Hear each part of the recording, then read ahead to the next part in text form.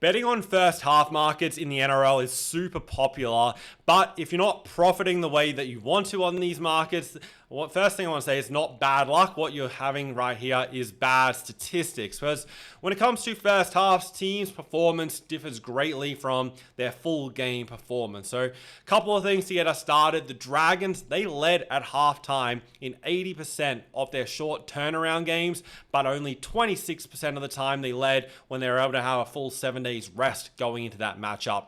Now, most of you probably know that the Melbourne Storm were the best first half team, with a few of those blowouts in there, but probably less of you would be aware that the Manly Seagulls were actually the second best first half defense in the entire league. Or that the Newcastle Knights, their first half attack actually gets worse when they play teams in the second half of the ladder compared to when they play teams who made finals. So if you're betting on first halves and you're just following the obvious plays, then you're missing out on the real value, and at the end of the day, are literally just giving money to the betting company. So in the next 10 minutes or so, I'm going to break down the exact variables in first half performances depending on the situations, from how much rest teams have had going into games, whether they're playing at home or away, how they play off a win or a loss last week, and it's going to show you a lot of situations where you can capitalize and where the betting companies will have the odds wrong. Obviously, this is information you want to keep track of going into the 2026 season. Here we have all the data from 2025, but keep moving forward. You want to keep this up to date, which is what you're able to do with the NRL Bet Finders. So right here, we're going to pop up first the regular season as a whole in totals and averages. This is the team's points difference for the entire season, how many first halves they won or lost, and what they averaged in first halves and conceded in first halves. You got the averages and the rankings next to each other, so it makes it really easy to see where teams stack up. The Melbourne Storm, they were the best overall first half team. They had the number one first half attack and number one first half defense across the season. And should also point out these numbers are all just looking at the regular season, so not including finals at this point. The top three teams in first half differential, they also ranked in the top four for both attack and defense in first halves, and those three teams all made it through to preliminary finals. You had the Storm, Broncos, and Sharks, and then the only exception was the Penrith Panthers, and we know what they've done over the past 5 or 6 seasons now. The Warriors and Raiders, they were the only top 8 teams to finish the season with a negative first half differential. Neither of those teams won a final either. The Raiders were eliminated in straight sets, and the Warriors were eliminated by the Panthers in the elimination final. Also, should note that the Raiders, they were one of the best comeback teams. There's a video I posted a couple of days ago where I go through how teams performed when leading or trailing at halftime.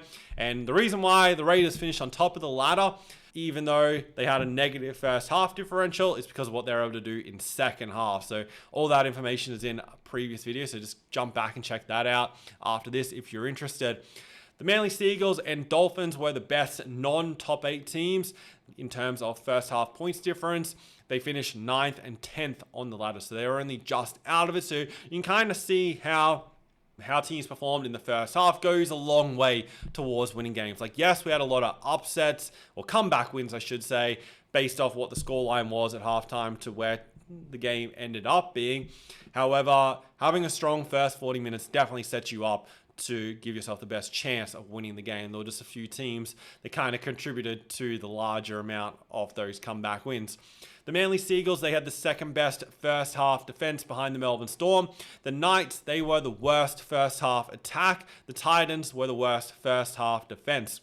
Titans also had the worst first half differential and the least leads after 40 minutes in their games. There are also 4 teams that had a minus 100 or worst points difference in first half. So now looking at the game total. So here, this is where you've got the team who played and their opponent's points combined for the first half total. So if you're betting on how many points will be scored in a game by halftime, this is the number that you want to look at. The Queensland teams, the Titans, the Dolphins, and Cowboys had on average the 3 highest scoring first halves.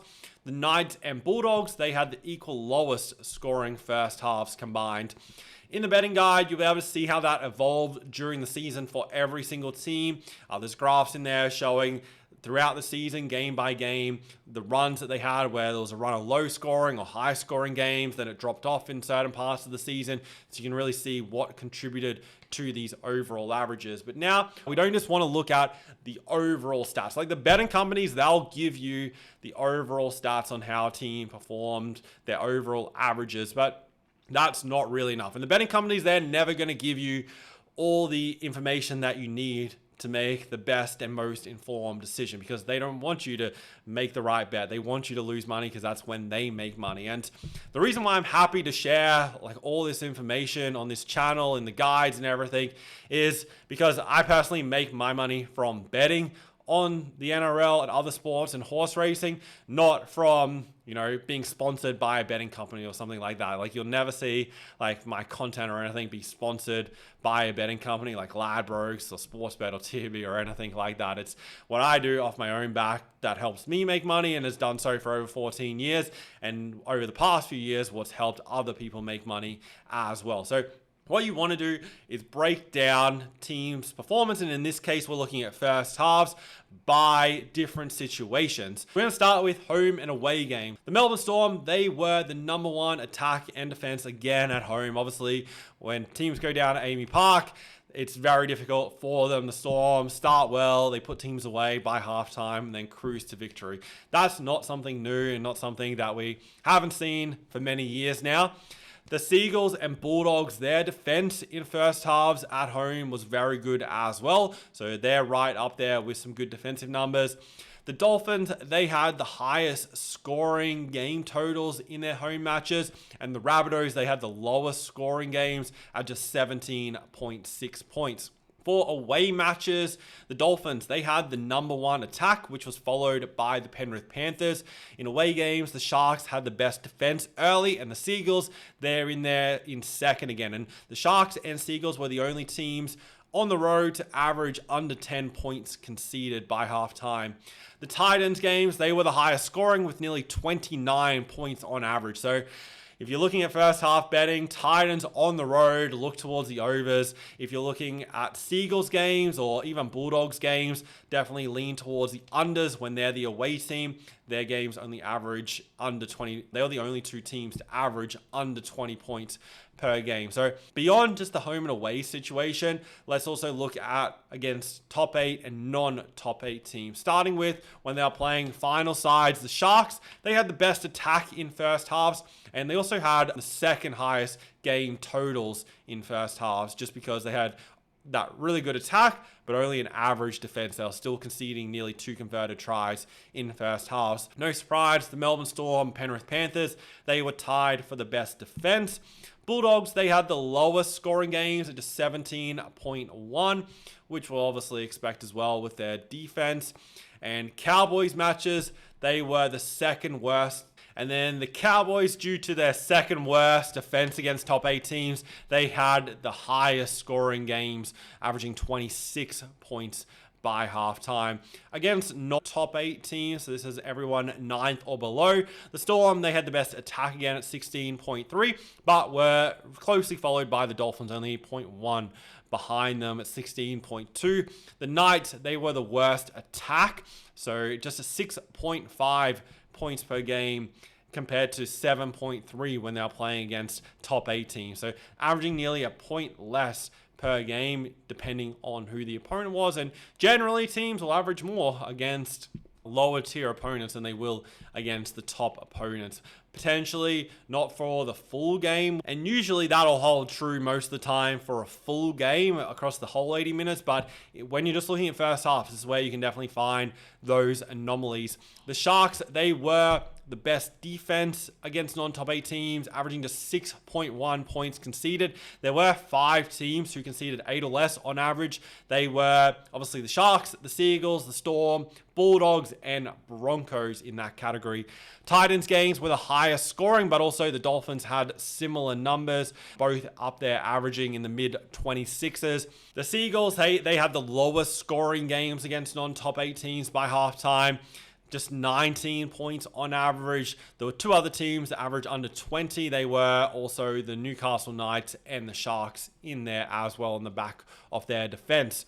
Here's where it really starts to get interesting as well. We can also look at teams' performance off a loss or off a win. So here's where we can see how teams come out in the first 40 minutes after they lost last week. And we know, some teams really get up for a game off a loss. Other teams, let that loss affect them, and the issues leak into the week after and the week after next. Other teams, once they won last week, potentially take the foot off the gas defensively and give up a lot more points and that kind of thing. So here's where we can look at that.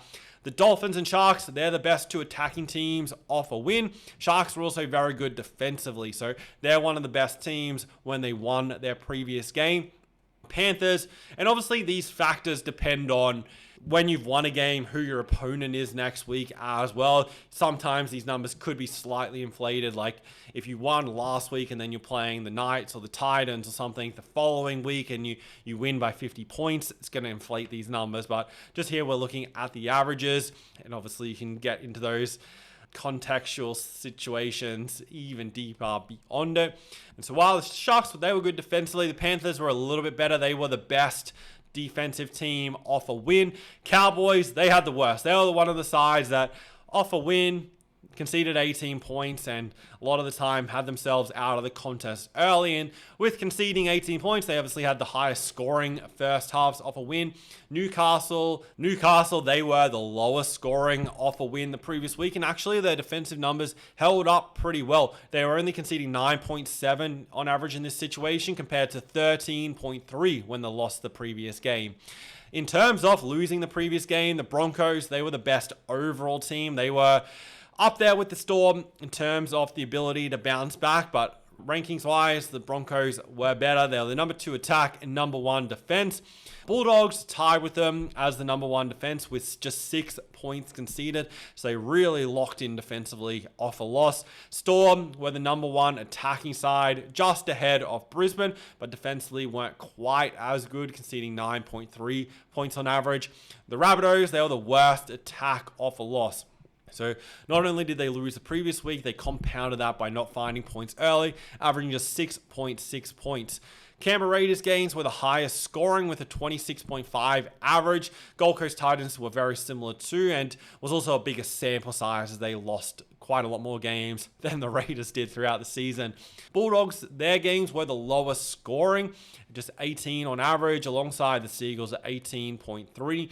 These were the only two teams that averaged under 20 points when off a loss for a total game combined point. The next category we'll look at is depending on how many days rest teams have had coming into this. So broken into two categories. You've either got 7+ days rest, meaning you played on the Friday and you played on the next Friday, Saturday, or Sunday, or 5 to 6 days rest. Sometimes teams that play on the Sunday then need a backup on the Friday night or the Saturday the following week, and how they perform in either of those two situations. So firstly, with 5 to 6 days rest, this upcoming season though, there's not as many games with the 5-day turnaround. Last year, there was teams everywhere with 2 or 3 5-day turnarounds. This season, no team has more than one, so that's a positive from that perspective, but there's still plenty of 6-day turnarounds.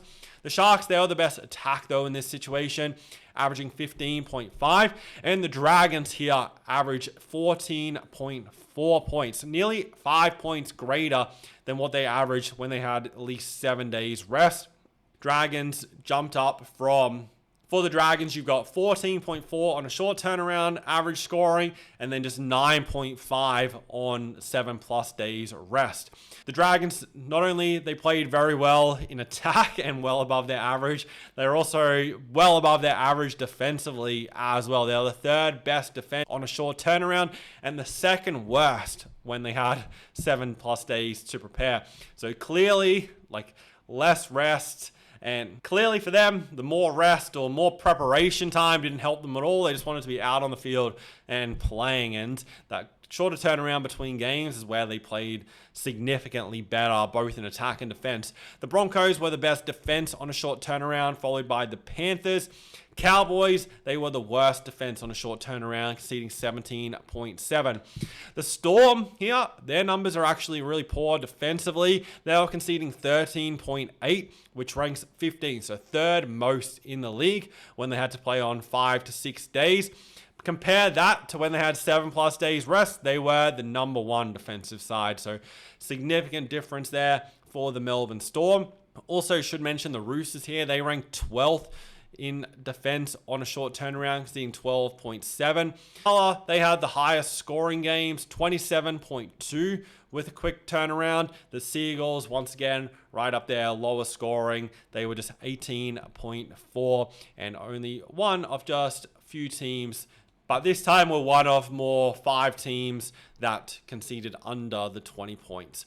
Then with 7 days rest, so more time to prepare, Dolphins were the number 1 attack, and also Melbourne Storm, they averaged just about the exact same, both around 15.5 points by halftime. The Rabbitohs, they were the worst attack, to 6.9 points on average, similar to the Dragons, significantly worse than what they did on a shorter turnaround.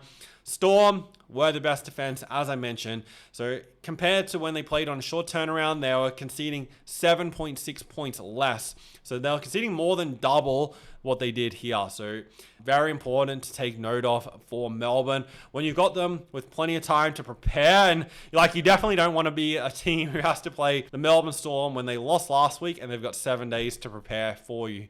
That's for sure. Manly's defense was really good here as well, just 6.9 on average.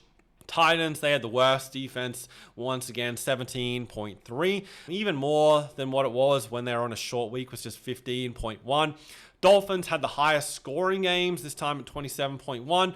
Bulldogs had the lowest scoring games at 18.7. And just the Bulldogs, Knights, and Rabbitohs averaged under 20 points with 7 days rest. So these games were just a little bit higher scoring on average overall. And from here, I could keep going on with other categories, but the point I wanted to make with the ones that we have gone through is that you can see how teams' performance in the first half varies depending on the situation.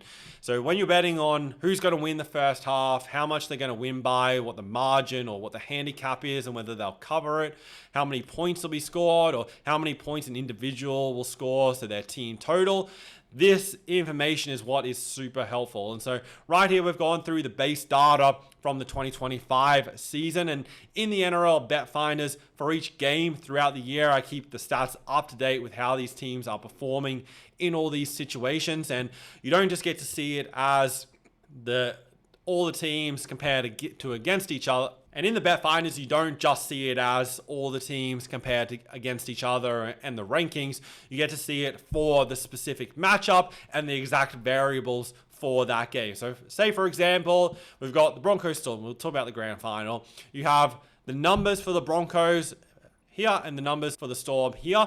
But you've got the overall, but then you also have, it's a home game for the Broncos. How do they go in home games? It's an away game for the Storm. This is how they go in away games compared to their overall averages. The Broncos, they're off a win. The Storm are off a win. This is how teams go off a win. The Broncos, they've had 7 days rest. The Storm, they've had 6 days rest. This is how both teams go in this situation. Also, add in the variables of the weather conditions, how they play, if it's fine or if it's raining and those kind of things. The referee, all of it gives you a full picture of everything you need to analyze that team performance. So if you want more information like what we've gone through in this video, first definitely get the NRL betting guide, have a look through that. And then if you want to use the bet finders throughout the season, so you're able to make researching the matches super easy and efficient, and then ensure you're making the most informed bets possible. The link to that is in the description.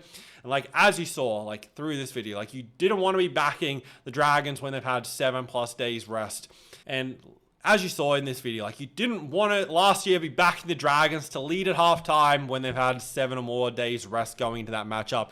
They only led at halftime in 5 of those 19 matches, so there was huge opportunity to back their opponent to be leading at halftime. But most people would have looked at it, well, the Dragons, they've had more rest. They should be ready to go for this game. But in fact, it was the exact opposite.